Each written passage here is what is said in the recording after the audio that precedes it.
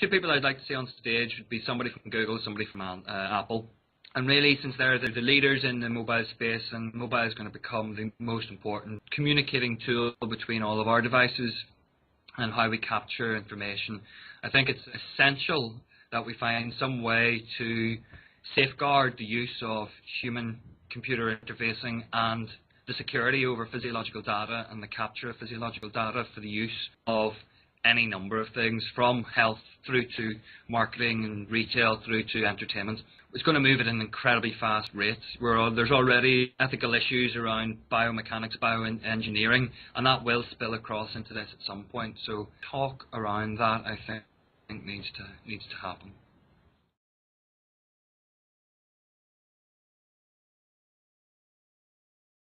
I'm Gawain Morrison. My company is FilmTrip. We're based in Belfast.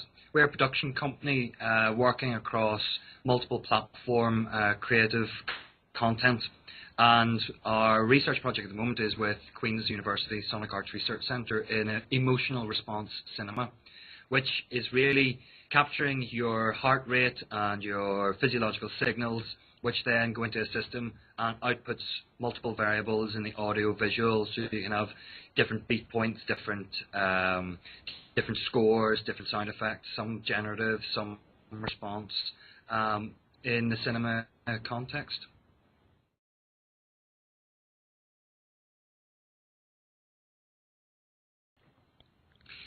It's fascinating once you really start to get into this space and start to look at what you possibly could do with it.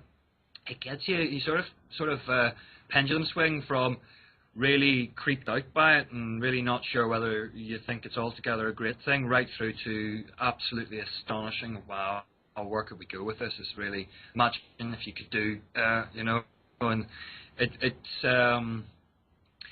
I think the sinister side of it comes from our distrust in each other potentially, and where large organisations or groups might use some sort of physiological data like this.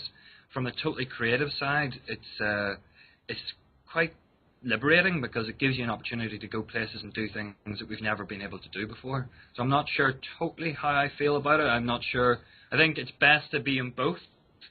I think it's best to be aware of where it could go and where the dark side might lie, and also going where you would like it to go.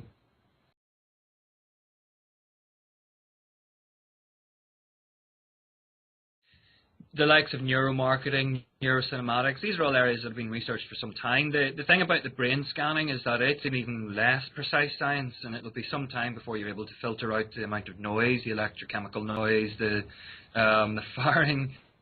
I mean, at the moment, really, human-computer interfacing, the most it can do is really think left, think right, and you've got to have a very conscious, focused look at that. I think with the likes of the neuromarketing and stuff, what they're doing is just looking for response on colours, on themes, on positioning and stuff. So, and that's having to use an awful lot of technology to be able to achieve that. But to put that into a commercial context and put it out into the wider world, that'll be very difficult. And the act of using a head sensor kit is quite an act, you know, it's quite invasive. You've got to actually lift it and put something on and do all the skull cap stuff. And some people will really buzz off that, but I don't think it would be massive. The likes of what we're suggesting is maybe using hand units or wrist units or something that has less invasive audience interaction, and then you can really actually get to play with it. And I think it'll become more of a tool rather than a support tool rather than something that's in your way. You've got companies like NeuroSky that are, again, human-computer interface, and they're using brainwave recognition to be able to use it for the likes of Star Wars toy or Lego toy and things. So there's a couple of people that are using tools like this to move into the entertainment space and looking at ways to, I suppose, commercialise the research they've done on the spin-outs from the universities.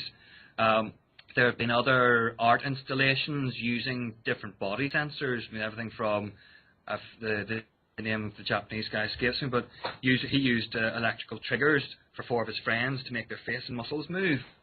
And he was looking at the marriage of, or looking at research into using technology and signals and triggering bio sort of rhythms, through to some of the guys in the Sonic Arts Research Centre here in Belfast that are doing emotional response music performances where they have differing levels of audience participation or response triggering stuff regarding whatever they've played. So I think we're very early stages in people using this and using human-computer interfacing or different physiological capture.